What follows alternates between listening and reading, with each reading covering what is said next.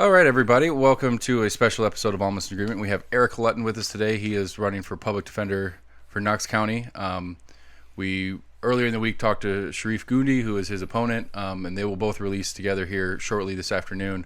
Eric, I'll let you start with a little bit of your personal history, how you got to where you are, and what got you to the decision to go to actually run for this office.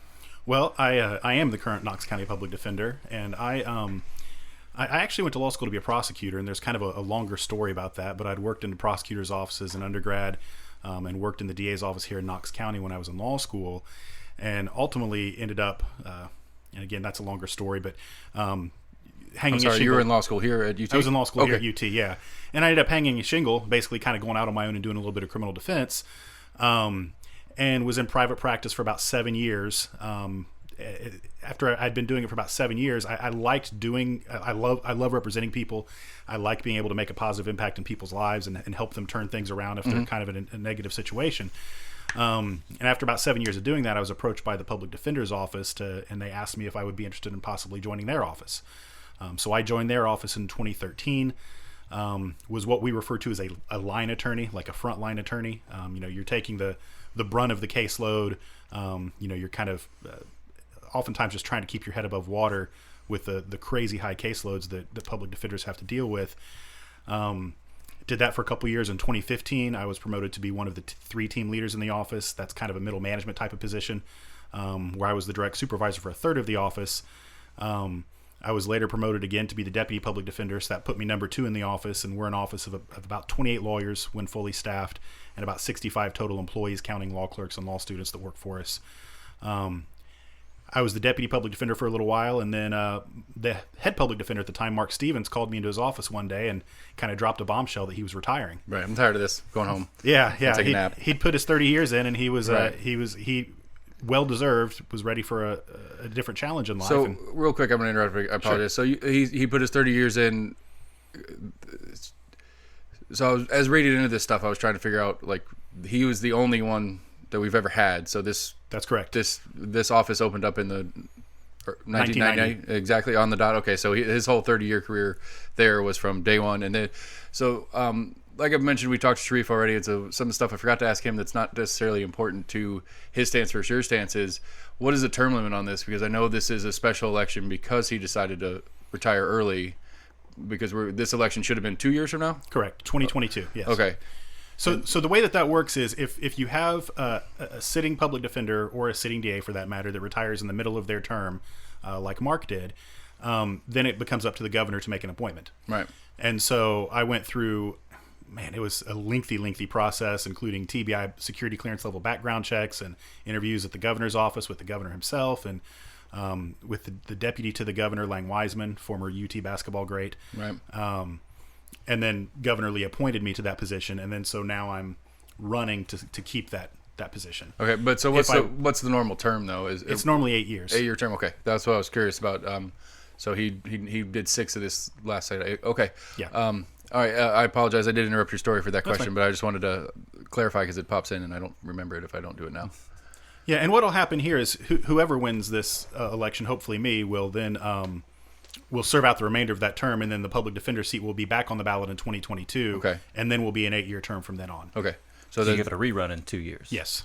Okay, so yeah, that's because like I talked to you on the phone a little bit, and if you've listened to us at all, we wholly acknowledge that we're not very good at civics, and the more we get into it, like this, to me, the premise of this portion of our show, especially, was just like we talk about politics, we argue all the time about how important local politics are, and then we have no stance on anything going on locally because it's not as easy to gain the knowledge of what's going on, and so we started digging into it, and we're like, we could interview people, why not, and if nothing else, we're constituents. So I mean, if bottom line is this is just a recorded conversation with a constituent, and it's double bonus if it goes out and other people get to hear your message on top of that. And so for me especially, it's trying to understand how some of these processes work, as well as who the people are that are going in. So and I've semi-apologized to everybody for this, so I'm going to ask a lot of stupid, like, procedural questions that go along with some of the specifics. Because one of the things to me, and talking to Sharif, he's running as an independent. I call myself a libertarian, so by state rules. I'm an independent.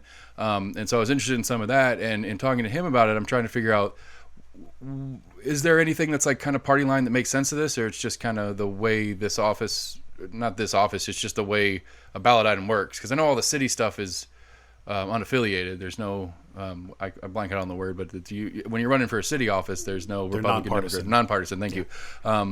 Where all the county stuff is, they're all partisan ballots. And like, is there a reasoning behind that? Because for this position, it doesn't seem to make a lot of sense. That I don't feel like there should be a big Democrat-Republican difference in how the platform would change the office. Does that make sense? Yeah, and I don't really know why Tennessee opted to do it this way. Tennessee is actually in a vast minority. There are only 2 states in the union that basically elect all their public defenders, Tennessee and Florida.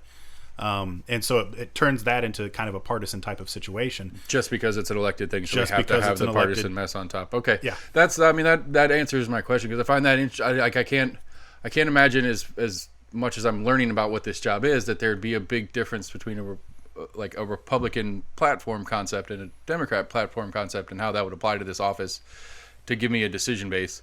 So that's basically my curiosity on that one. Yeah, so in that, like, one of the things when I was speaking with Sharif a lot is like, I don't know the questions to ask you about what differences is, because the feel I'm getting is that everybody loves Mark Stevens. Everybody loved the way he did that. Mm-hmm. As you talked to me in our prepping for this, and as I was talking to Sharif on Monday about it, like, the premise of this office is cool. Like, it's just plain neat. It's a special place, right? And that we have, what you said, Harvard Law has got some people that are coming down doing some research on it. Harvard Law School, yeah, I can talk reasonably in depth about that. Although I think that in order to explain how we got to Harvard being involved in the Knox County Public Defender's Office, there's kind of more of a backstory to that. Sure. Which I think probably speaks to some things that you would maybe want to know. But to tell the listeners a little bit about the office, we practice what we refer to as client-centered holistic representation. And I think for purposes of explanation here, I'll probably focus more so on the holistic part. But holistic representation basically means that you are trying to use wraparound services to impact the whole client, and not just, if somebody gets caught shoplifting from Walmart, for example, right? I mean, I personally have handled everything from the lowest level Class C misdemeanor criminal trespass all the way up to first-degree murder cases. I can handle a Walmart shoplifting without any difficulty. But let's say this hypothetical person did shoplift from Walmart. There's probably a reason that they did. They probably just didn't wake up and say, I'm just going to go steal from Walmart today. There's probably some drug addiction issues. There's probably some mental health issues. And so what we do at the CLO, for Community Law Office, is we have social workers on staff. And so we can refer those clients that we think, that we identify as kind of the highest need, but also the ones that we think we can make the most difference in their lives. We can refer them to a social worker and have that social worker sort of be part of the legal team.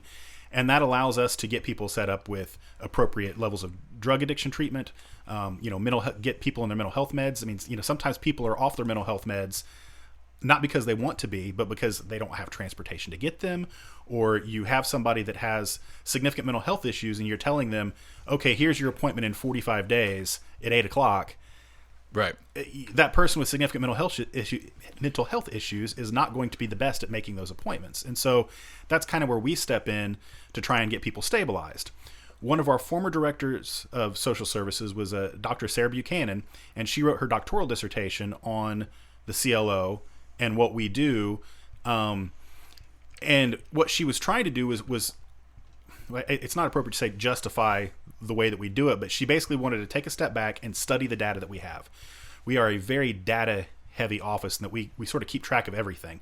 And so we pulled out a random sampling of a little over 1,000 cases.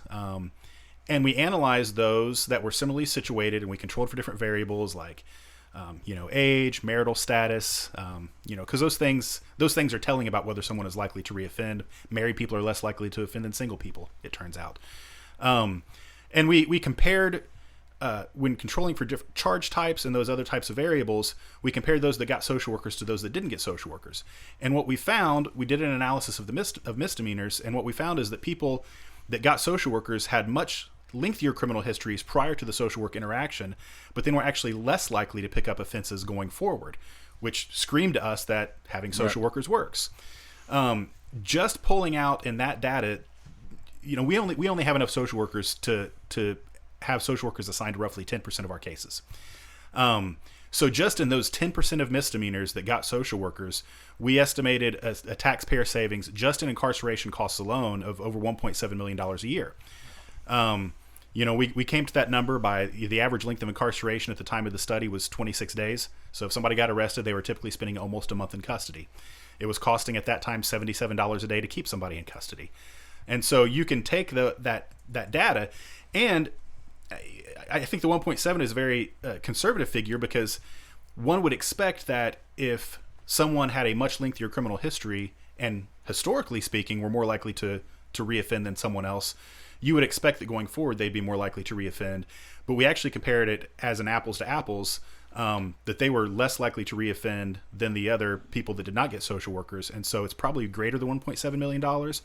But that 1.7 is just incarceration costs. That doesn't count if your house gets broken into and all of your studio equipment is stolen, and now you're having to take days off work and come to court, and you're having to rebuy things, and the societal costs that happen when crime occurs. Right. And so that study came to the attention of Harvard Law School, because there has been no real study over social workers in public defense before. Right. And so Harvard Law School found out about it and reached out to our office and basically said, we'd like to study you guys. And so we've set up a double-blind study where whether or not someone gets a social worker is randomized. So as an attorney, I can refer someone to a social worker, and then the algorithm basically flips a coin and determines whether or not that person gets a social worker or not. And what that's going to allow us to do is have about 2 years worth of data of people that came through the criminal justice system and compare those that got the social worker versus those that did not, with data that cannot even be accused of being manipulated because it's all double blind. Right. And so I was actually looking at these numbers yesterday. We are probably about a month and a half away from finishing the randomization process. That means, no more coin flips when that's over. And then they start a 2-year study period of tracking people, and all the participants have signed waivers and consent forms, where they'll be tracking employment records. They'll be tracking whether people were able to get driver's licenses, whether people reoffended, even things down to like hospital stays in some instances to figure out what are the health and welfare of a substance abuse issue. Mm-hmm. The hospital stays on the agenda at some point if they keep abusing. So yes, I can see that. Okay, yeah, that makes a logical data point. So that's what I'm saying. That is the coolest thing. I mean, that is maybe the coolest thing I think is going on in Knoxville right now that I had no idea existed a week ago until we first talked and then talked to Sharif. And so for the political, well, let's back up a second because we kind of derailed.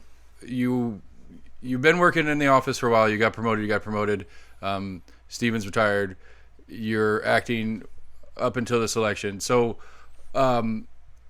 just the more, I guess, standard political question being like, what do you see your role moving forward after elected into continuing this process? What changes do you want to make when it becomes your own office instead of your acting office as it is now?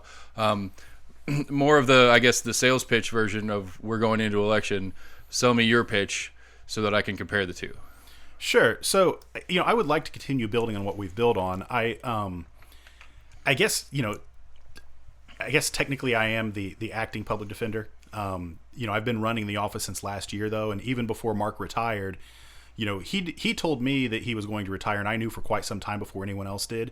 And so he had basically sort of turned over the keys to me, early last year. And so I've basically been sort of at the helm and making the decisions about hiring and firing and, all the decisions that have to be made when you are running an office of, we're by far the largest criminal defense firm in Knox County. It's not even close. We're one of the largest law firms, just whether you take into account criminal defense or not. And there's a lot of, it is not easy running an office that size. I mean, I've got a lot of experience as an attorney, but what I'm doing on a day-to-day basis really doesn't have much to do with being a lawyer on most days. It's a manager more than Yeah, I'm running an organization of 65 people. And I can tell you, people that get into public defense, oftentimes do it because they like to fight the power, fight the man. Mm-hmm. And so there can be challenges in supervising a large number of people that's their MO. Right, I understand that. And so what I would like to do is I'd like to continue building on what we've built on. I think that there are there are grants available. We applied for a grant earlier this year that we got that's going to help us sort of build and expand on our social services program. I have been reasonably active, a good bit more active with the legislature than my predecessor was. Right. I think that's sort of one of the things that this being a political office does sort of assist with, is that, I know all the legislators and they know who I am. And, when I interviewed with the governor, he wanted more data. He was basically looking forward to, what is this Harvard study going to show? And so what I want to be able to do is advocate for that public defender offices should have social workers, and that we can show that they're cost effective. Our budget for the social services division is just a shade over $300,000, which may sound like a lot. No, but when you're talking about saving $1.7 million a year just in a small subset of cases. So while you bring up the taxes part, is it state level that comes back down? Is it county level collection? Is it county sales and property tax, or is it some weird combination? It's a weird combination. Obviously the grants are coming from different places. Is there federal funding that comes in as well? So there are federal grants that certainly can be applied for. Unfortunately, they don't really look towards public defenders as a place where those grants typically go. And I think that sort of speaks to how unusual what Knox County does is. Right. The state of Kentucky has sort of switched their model over to a holistic model. I've spoken to the people up there that instituted that. Ed Monahan and Ernie Lewis were driving forces behind the change in Kentucky. And once they got social workers in public defense setting, they were able to go back to the legislature almost every year because they were able to show tremendous reductions in crime. Right. Well, because the big thing that's popping out to me is like early last week, is Knox County passed their new budget, and there was bonuses for the sheriff's office. We cut a bunch of money out of the teachers, and we're sitting here having this conversation about how much money you're essentially saving the sheriff's office, and which has nothing to do with you. I'm curious. That's why I'm curious which budget we're coming out of, especially if this budget that our county is paying for is putting extra money into policing while you're doing fantastic and cutting some of the costs of that policing. That's just kind of caught up. It's got me stuck for a second right now. That's where I'm digging right now. If that helps answer. So let me try and the budget is a little bit complicated. We get a mixture of state positions and county funding. So the legislature has a law that basically lays out how many different assistant public defenders each different judicial district gets. And so in Knox County, we have 19 state assistant public defenders. Okay. We also get county money. There's another statute on the books that says that local governments do not have to fund a DA's office. But to keep things equitable, if the local government decides to fund a DA's office more than what they get, because the DA's get state positions as well. If the local government decides to fund in excess of what the state positions are, then they have to fund the public defender 75% of that. So if they give $1 million to the DA's office, they have to give $750,000 to us. Knox That's County, backwards. I don't like that. That's backwards. It should be the other way. I would agree that it's backwards.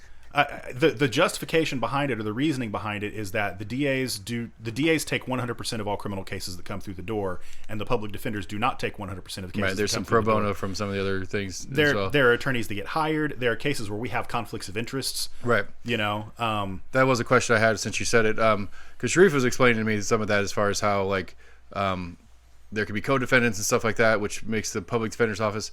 Is there a way to kind of separate things to make that less of an issue, so that if you have to lessen the conflict of interest, to keep more of the stuff in your office instead of going to a pro bono work that doesn't have some of the extra features that the office has? Because again, we're celebrating how cool the system we've built is. So that poor guy that has a buddy of his that he's a co-defendant with, his buddy's got your office, I don't. So I get some random office, which might do a good job on the criminal side for me, but don't get any of these other services in place to help me. I'm going to fail at that recidivism. I suck at that word. But, so by the stats as discussed, I'm more likely to reoffend and get back through the system, and then maybe use your office the second or third time around.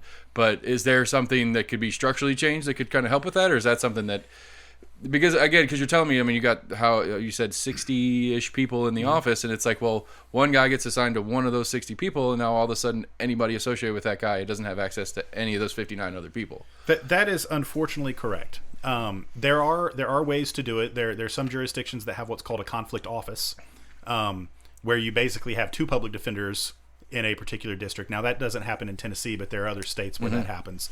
And so, if you two break into a house together and you get caught, and you get assigned to my office, or one of you gets assigned to my office, the conflict office. Why does he see him pointing to me like I'm the bad guy? I'm the really bad guy here, or I'm the one that needs more help? I don't know. I'm a co-conspirator.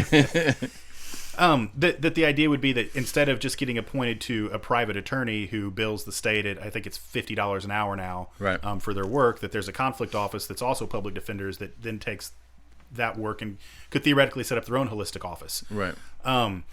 However, in terms of reducing the number of conflicts we have, when we conflict off of a case, it's because we're ethically required to do so under Supreme Court rules. Right. So the Supreme Court would have to change the rules in terms of what are conflicts and what are not conflicts. Just because, again, going back to the example of two people break into a house, it might be person A's best interest to blame it all on person B, and it might be person B's best interest to blame it on person A. Right. Then the job of the office is to try to get A and B the best possible coverage they can get, and so you're literally having your own attorneys in office fighting against each other if they were both doing it together. And I get it. And then there's information that they both have that they shouldn't necessarily have if they were independent. Like I get it. It's just a curiosity I had. That's really all I was going with that part. And even on top of that, it's a little bit conceptually it's not readily apparent. But when you look at the way the statutes read, we get about 10,000 cases a year that come through. Technically, I, as the head of the office, represent all 10,000 of those people. Under the law, I'm able to delegate to the different attorneys in my office who is going to court and handling those cases. Right. But it is literally, my name is on everything. Right. Just like Charm Allen, the DA, her name is on everything that goes through that office because she's the one who's ultimately in charge. And so, realistically, when you're talking about two different lawyers in the office maybe having the same information, or having information about the other cases, theoretically, I'm representing both of those people. Right. Like I said, it absolutely makes sense in my limited understanding of the legal system in general. Like it totally makes sense. I feel like that's an unfortunate roll of the dice, which I guess some of your people are directly going through now with the study as well. Is like, well, this for the study's sake, you don't get some of these bonuses services, and hopefully the study shows how good it is, and we can have more access to them, and we can get everybody have access to it instead of randomly, because you only had 10% availability for use of social workers, and so hopefully this study can show the efficacy, and we can have more resources for that. I don't think, like I said, it's just something that on the legal side of my understanding of the law makes sense. Where on the other side, it's just like, well, I got the crappy roll of the dice after having the crappy roll of the life dice, being he's the one that gets your office, I'm the one that gets some guy that's billing for a third of what he normally bills for with any other his work, and how much effort he's going to put in or whatever. Not to blame other lawyers, I'm just it's kind of running down the scene. So like I said, I don't like this whole premise is so cool to me. Like you answer the number one question is continue doing this, grow it, get more of it in there. Like what else do you see on the horizon as something that you either want to personally achieve as part of the office, or maybe some of the obstacles coming up with maybe coming out of the virus? I have one specific question, but I'm saving it to the end. Okay. On to my super spot question, but that's what we're closing the show on. So when I make you uncomfortable, that's when you know the end's coming. So anyway, specific goal or specific challenge that you kind of see come August when you officially take on the title? Well, I think that COVID has been and will continue to be a challenge. I had a primary challenger as well in this election, and the election for the primary was back in March, and I had really hoped to be able to take a vacation, and because I was working like 100 hours a week between campaigning and running the office, as soon as the election was over, COVID hit. And I have a standing weekly meeting with all of the judges in Knox County, the DA and representative from the Sheriff's Department, because there have been times when the way that the court system is operating has been changing on a weekly basis. And so we have been, at least monthly, we've had a different Supreme Court order come out that mandates what we can and can't do and how, and then it becomes incumbent upon us to redesign our court system to adhere to the most recent Supreme Court order. And, that's happened at least monthly, but a lot of things have been in flux even weekly. And so, having that experience that I have is, I think, allowed us to sort of navigate through that process in an effective and efficient way. And I think Knox County is doing a good job with the way that we're trying to keep court moving as much as possible while keeping everyone safe. But that's going to continue to be a challenge, and it's not only going to be a challenge in terms of the court system. It has been a challenge in our ability to meaningfully assist our clients. Clients that are bonded, there was about 2.5 months when the court was not hearing any bonded cases. And individuals were not even getting arraigned. Arraignment is when we are appointed to represent someone. And so individuals were getting released and not arraigned. And so you have people with these addiction issues and mental health issues that were not getting any sort of intervention whatsoever. And we don't have any way of getting a hold of them, even if we did know that we were going to be appointed. Right, until they're actually appointed and you get the full case file and stuff like that. Yeah. Yeah, and so what's about to happen to us is now that they're opening it up to bonded cases and they have reopened arraignments, all of that backlog of cases is about to just hit us right in the teeth. So you should have gone on vacation, is what you're saying. Should have just done it while you had the chance. Yeah. Because now there's no chance for the foreseeable future with the caseload that's going to get dropped. But on top of that, just understanding how to best utilize our resources to be as efficient and effective as we can be, money is going to be a problem. We, as I mentioned before, we get a mixture of state positions and county funding. And I agree with you. When you say that it seems backwards to you that we would get 75% of what the DAs get, what people typically don't understand is we have very different jobs. I mean, the thousands of jail visits that we do a year. Right. The amount of preparation that we have to put in. When the DA gets an individual charged, the police have pretty much already done most of the legwork for them. They hand them an investigative file. And then when we get appointed, we get a piece of paper that says, here's their affidavit of indigency that says that they can't afford an attorney. And here's the warrant for their arrest. Right. And they're in cell 17. Go say hi. Yeah, exactly. Right. And so we're coming from at a massive disadvantage, and so we're having to put a lot more work in, whereas they're getting cases handed to them that are more ready-made, with professional witnesses and the ability to track people down. And so it's all that is a challenge. So I agree that our funding should increase. However, well, I mean, for COVID, me, I'm sorry, because this is a hot button issue that we've talked about a couple times in the main show. For me, it's like, what is the point of the system? Like, what are we as a community trying to achieve here? And if it's throw people in boxes, then great. Give the DA all the money in the world, and they could throw all the people in the boxes that they want to. But if the point is to have functional, useful society people that we can help them through a crappy time and get them, show them the error of their ways, and some of it is the stick, and like, hey, don't do that again. But also, here's some help, and we'll get you back on your feet. If the goal is to have useful citizenry, then your office makes more sense to be more important to me than the DA's office, because, and I understand that, like, it's at least a trope that, like, the DA, all they care about is their win stats. It's all win sheets. It doesn't matter. It's not about whether they think they're really innocent or guilty or not. It's just, here's the charge. They're going after them. It's a win no matter what. I don't know how true that is in reality or not, but, that's presumably most of their, I mean, it's at least somewhere in there in the goal process, is that if the police department hands them that case, they assume that they're going out to win that case, that the goal is to get the proper punishment for the person who did whatever it is the cops handed them, where, your office is doing the complete opposite. It's to get the help this person needs to go back into life. And that makes sense to me to be more important and more valuable. And like I said, that one gets me hot. So I apologize for interruption on that, but that's it. I think that's important. I think that's something that we societally I think I'm unique in looking at it that way. Maybe not in this room right now, but I think if we went out and did a random survey on the street, I think more people were like, what's from Shawshank Redemption? When you ask the public about what they want out of their prison, they want more guards and more bars. Mm-hmm.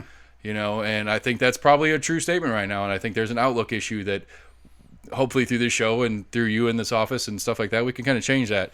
I don't know. I get excited about that one, but I needed to get it out. The thing people need to remember is that, roughly 99% of all people that go into a jail or prison are coming out at some point. Right. How do you want them to come out? Do you want them to come out more likely to be a productive member of society, or do you want them to come out more dangerous? Right. Right. Max, one of the co-hosts of the show, he always says, you go to jail. What's his punchline? He does it all the time. It's like you go in for whatever and you come out a criminal. Like that's always his kind of thing. You come out, or at least it's like a criminal college is one of the jokes he likes to run too. It's like you go in just like a bad kid and you come out a criminal because that's it's not that it's school format, but the same reason we send our kids to school is to be around other kids and they learn things from the other kids as well as the teachers.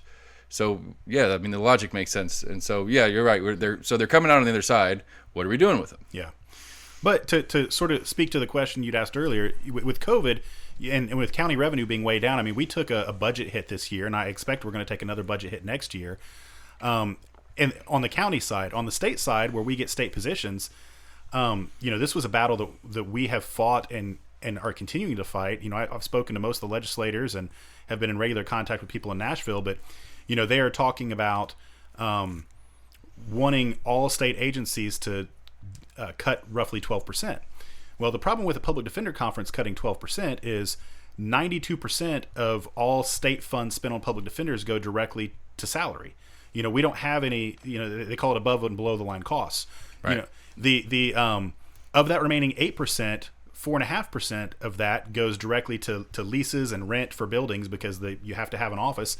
And the remaining little bit is like papers and pens and paper clips and things. And so there's not a lot of excess lying around. Right. So I'm sorry, again, this is more of a functional curiosity. So is that normal for other offices in the county? Like that they have to pay their own rent for a building? Like if, because like I'm thinking about this because you got the old St. Mary's is getting transformed into the new criminal justice center or whatever. Like, where your office is in City County right now? Where is it now? No, we are. You should come by and visit it sometime. Okay, I'd be curious. I might bet.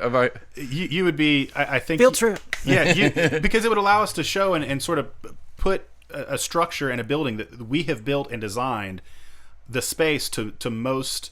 To be the most beneficial that we can imagine in terms of that holistic model. We've got a separate social services wing. We have got a community room where we do lots of legal clinics, so veterans legal clinics where we get lawyers from all over the county come in and volunteer for things that are outside our scope of expertise, like wills and estates or any number of things, medical malpractice, just whatever it might be. If they're a veteran, they can come in and get a free consultation. We're not making any money off of that. We're just providing the space. Homeless legal initiatives, a way for people that are homeless but getting back on their feet to get some assistance from the courts and getting some court costs waived and help getting driver's licenses back and things to move them along. But the space is designed and set up for that to allow it to be the most successful. But yeah, county offices, do have to pay rent. We're not in the city county building. But again, that goes back to if the state were to cut 12%, that's a person, at least a staffer minimum. Well, probably a good bit more than that. Right. We calculated that statewide that would probably cost 50 to 60 public defender positions. Right. There are about 30 districts, and so you're looking at math works out to probably 2 per office, but it couldn't be 2 per office because you've got some jurisdictions that only have like 5 lawyers in their entire office, and so they're not going to cut them down to 3. And so right. you're looking at something like the Knox County Public Defender's Office suddenly being staffed with 23 attorneys instead of 28 attorneys, which would be catastrophic for us. Right. I mean, I know caseload is already the caseload is already ridiculous. The Department of Justice put out caseload standards. They called it the National Advisory Commission. That basically said no public defender can reasonably be expected to handle more than 150 felonies or 400 misdemeanors in a given year. And we have attorneys that are running double those numbers already. Wow. And so if you're talking about potentially cutting, 4 or 5 attorneys from an office, it gets to a point where you just drown. It gets to a point where you can't be effective.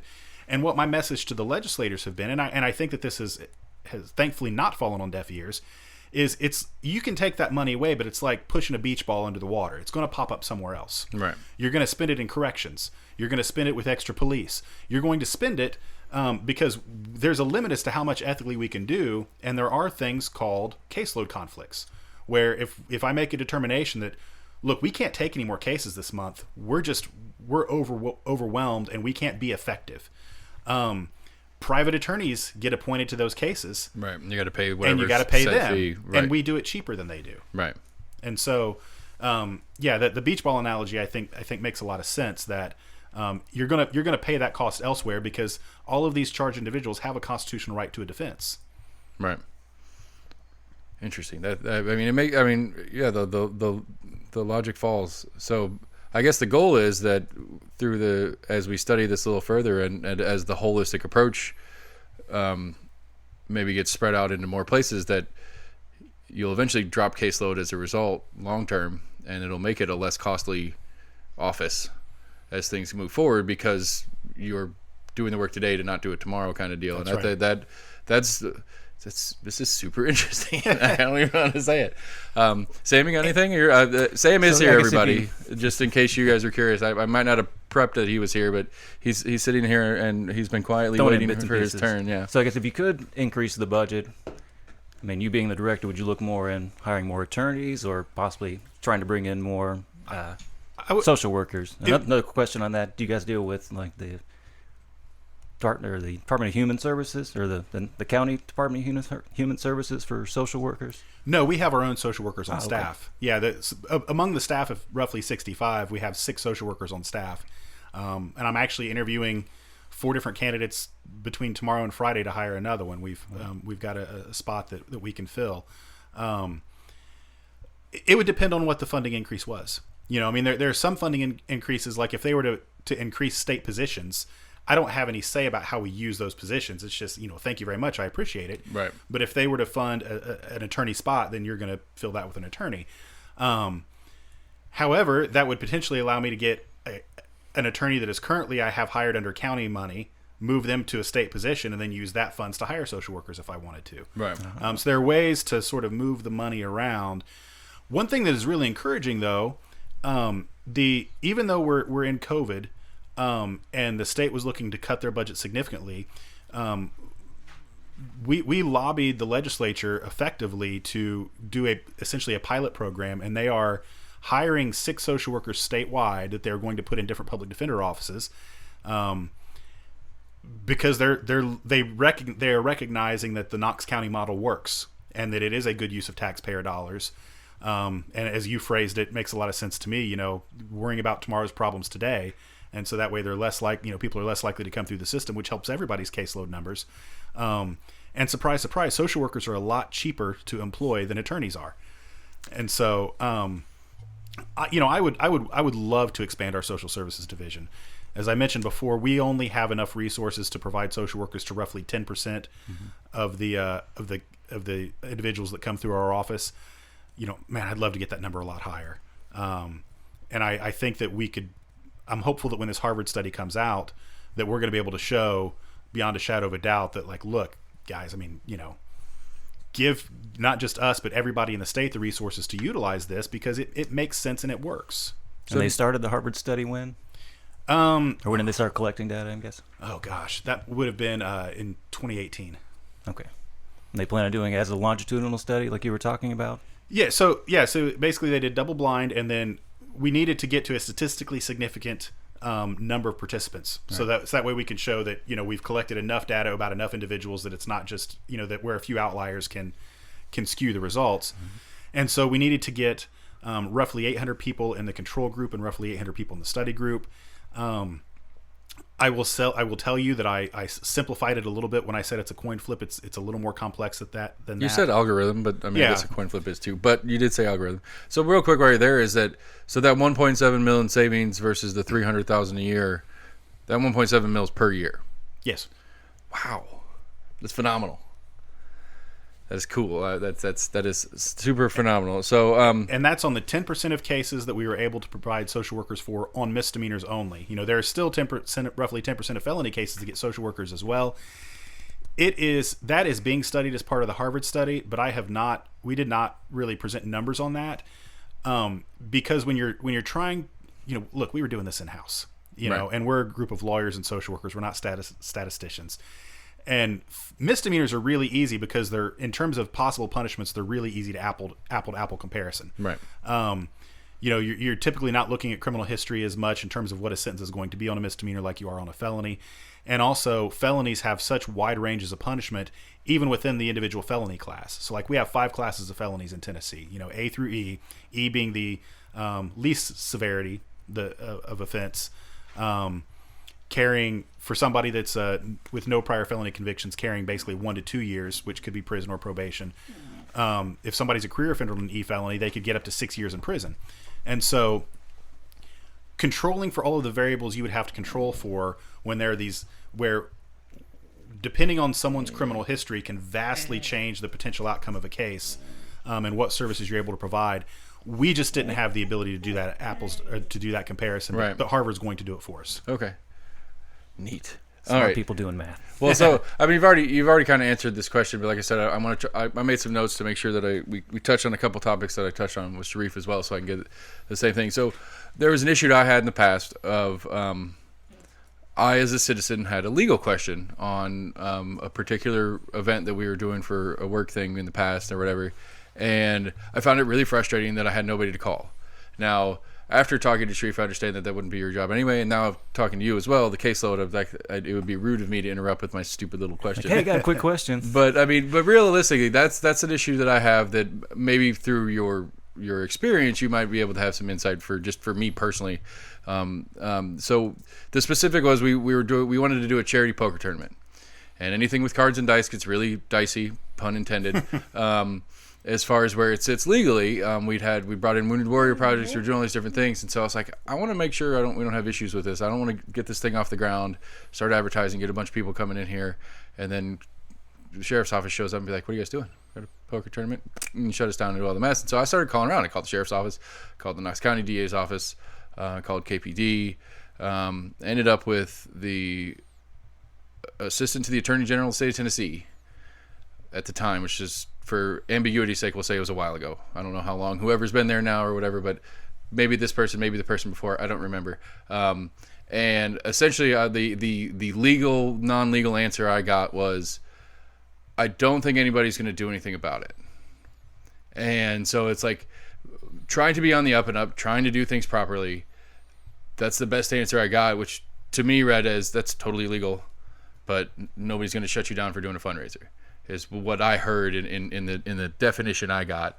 And and everybody in that part is like, consult your attorney, and it always goes into the, well, my opinion is, which I understand it's the art of practicing law, and it's my opinion is, which when my attorney says my opinion, that is what he is willing to defend me on, which nowhere in that does it answer the question whether or not it is or is not illegal. And for certain things, I understand there's gray area, but for this specific one and other specifics out there, there's a black or white, there's an A or B. Is this or is this not legal? And I can't ever find somebody to answer those questions for me, because it always comes off in lawyer speak is, my opinion would be. Here's what I can tell you. I obviously am coming into this cold and have not researched the issue. Right. Well, now again, I don't want the answer to the question. I want the answer to the resource. Okay, I can give you the answer to the question, I think, but okay, that's fine. I'll take it. I'm not saying no to the answer to the question, but it's the resource thing that kind of sticks to me, is that it's like, I, as a citizen, am trying to do a thing, and I understand it's a gray area thing, and I want to be on the up and up about it. I don't want to cross a line accidentally for trying to do this thing, and I feel like there should be a resource for me to get a clear answer to that doesn't involve me paying significant sums of money for 15 minutes of lawyer time, at $200 an hour or whatever they charge. It's like, hey, and again, the only answer I'm going to get from them is what they're willing to let me pay them for in the future to defend me if I get in trouble. So they didn't answer the question correctly, honestly, if that's what happens. But, who knows? We have to wait and see. And it's like, I don't want to wait and see. I want an answer. Yeah. I don't want to find out that I pushed it a little further than I was supposed to, especially on something that's, gambling, whatever. It's a nonviolent. Nobody loses unless they're a loser in the game they're playing, but that's a separate thing. And so the resource is the issue to me more than the specific of the story. I just like to tell the story because it's fun, and I like poker too, and it's a wholesome thing, whatever. But so the resource is what I'm really asking a question about. So we get phone calls from people all the time asking particular. It's typically not, hey, I'm thinking about doing this. Would this be illegal? Right. Is it? I did this. Is that illegal? We've gotten some of those. Okay. Is there an ethical obligation if it is to do something? I'm interrupting your answer with another question, but it would depend. Okay. Likely no. Okay. However, if the hypothetical was, I kidnapped my neighbor's daughter, and she's in a shed, in my backyard. Right. There's an ethic. I've got an obligation to do something. Because somebody's, could be Right. death or serious Right, right, bodily injuries, under the rules of professional responsibility, there are certain reporting requirements that even if you find something out during an attorney-client communication, that you are ethically obligated to turn that information over. And we have had situations where we have done that. I mean, I have personally picked up the phone before and called the DA's office and say, you got to know X, Y, and Z. Right. It's not terribly common, but it does happen.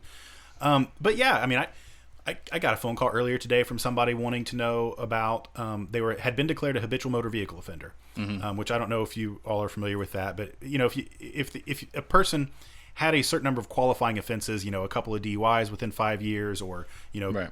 driving on suspendeds and things, there were different things that if you had a certain number of them could make it that it became a felony for you to drive. Now, they actually repealed the HMVO statute, I believe 2 years ago. But there are a lot of people that were HMVO status before that need to get reinstated by the court. A judge needs to sign off on that to get your license back, and they do. But I got a phone call earlier today about somebody that just had, I'm HMVO, like what can I do to get my license back, that type of thing. And I assigned a lawyer, and somebody's going to help that individual out, and they'll take them before the court and get that signed. I mean, so we are there as a resource, but we're not, we are overworked. We don't have the resources to sort of, answer a bunch of hypotheticals all the time. Right. But yes, if people have issues, especially if it impacts the criminal justice system, or could impact their liberty or freedoms, I want to help them if we can. Okay. Because I mean, I I can see it both ways. And being it makes more sense to me that it'd be the DA's job more than yours, because they're really the one that's going to sign the piece of paper that says go arrest them, and we'll start the whole process. So it makes more sense that way. But again, like I said, it's just to me as a citizen, I feel like there should be a known resource out there for citizens to be able to educate themselves on particular issues that impact their lives. Mm-hmm. And so I don't know if that's, I guess, I hear you say that it's an option when you guys can, and especially with yours, your example, it's a little bit more specific, but I wouldn't want to do it for my little petty whatevers to take any of your time, but I feel like it's something that should be a known option, and what the actual correct answer is, not just we'll do what we can, but like that there's somebody who's under their purview, it is part of their mandate to be a resource for the citizenry on legal topics.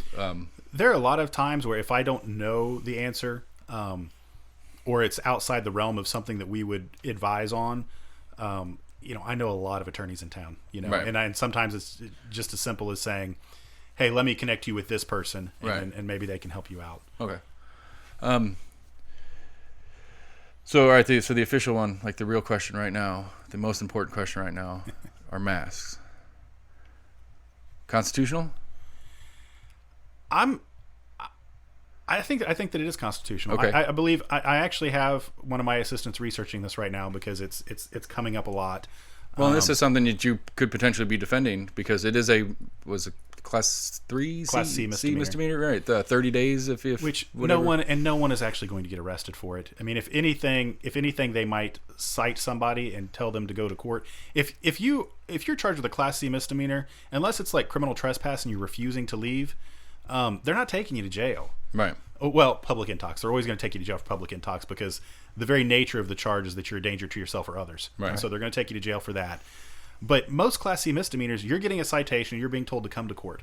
And when you show up in court, what they're probably going to do is pass 30 days and dismiss, or, we haven't had any come through, so I have no idea what the DA's policy would be. But people aren't really going to jail for Class C misdemeanors typically, absent the ones that I just mentioned.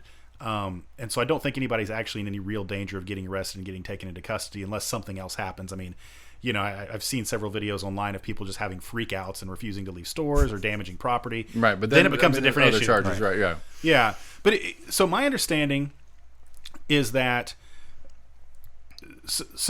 the complaint that I'm hearing is that the Board of Health has taken upon themselves to basically vote that people have to wear masks.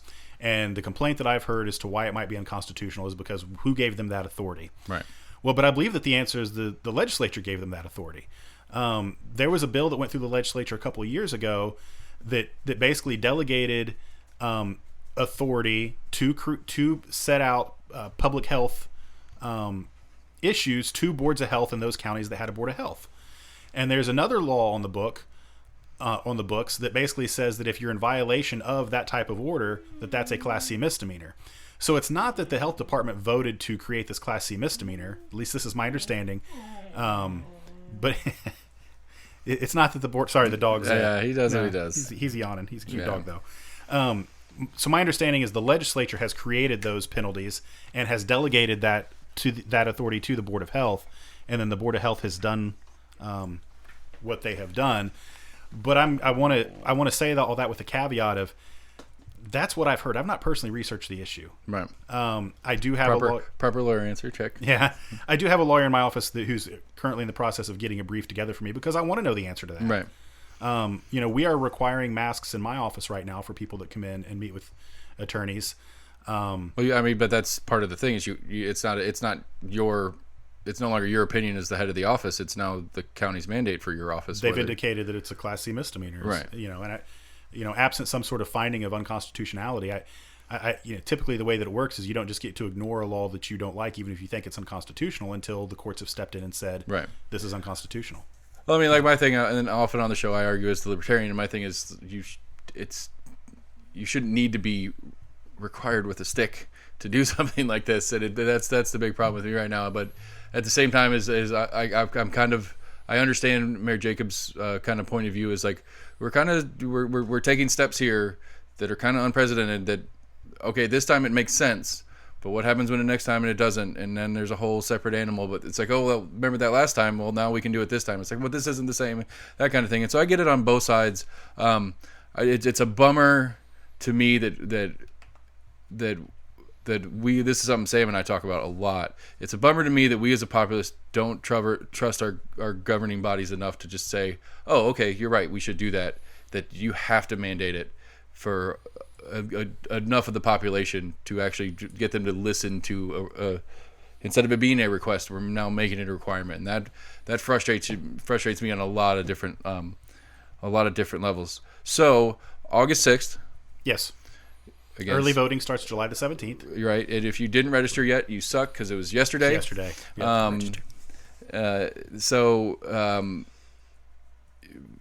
6th, you sit in early voting starts, and a good way for people to get more information than the wonderful amount of information that you've already given us today is electericlutton.com.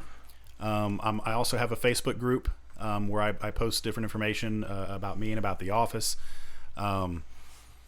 You can, if you want to learn a little bit more about me or see some of the prior appearances I've had, I've been on Inside Tennessee and Tennessee This Week.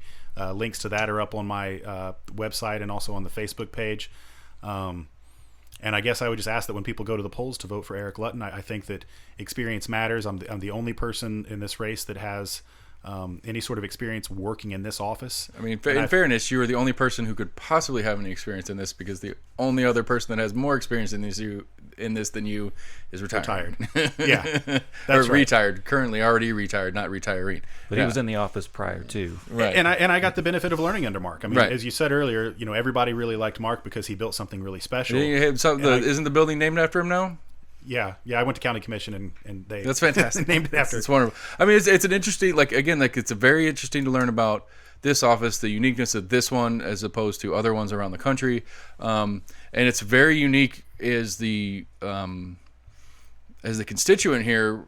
After speaking with you now and then Sharif earlier this week, both candidates agree 100% that Stevens was the best. And we want to continue down the vision, and it's now more of a question for me of, as I've learned so far, and in further research I will do, is which one do I think is more capable of continuing this vision that's already here. So it's really weird in an election standpoint for me as the citizen to see two candidates that essentially are telling us that we want the same thing. We want to continue doing awesome. We want to expand the awesome, and now it's about who I think could do better at it. And so it's very exciting to me in the civics part of this conversation on what's going on here. So electericlutton.com, you got a Facebook group, You've got links to your different other media sources. We're voting on August 6th, if not voting early on July 17th. Anything else you want to get out there? Did I miss anything?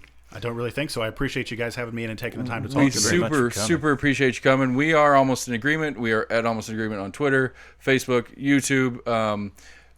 Yell at us for asking stupid questions, or yell at us better questions to ask future guests.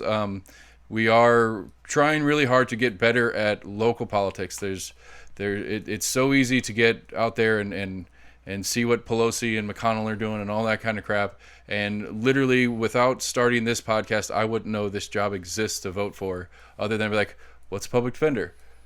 I was saying when I got to the ballot. And vote, right. Like, and just hit a button because I don't know what I'm doing. And it's just, we hate the idea of completely uninformed voting. And so we're trying to do better for ourselves. And hopefully some of you guys out there are doing it with us.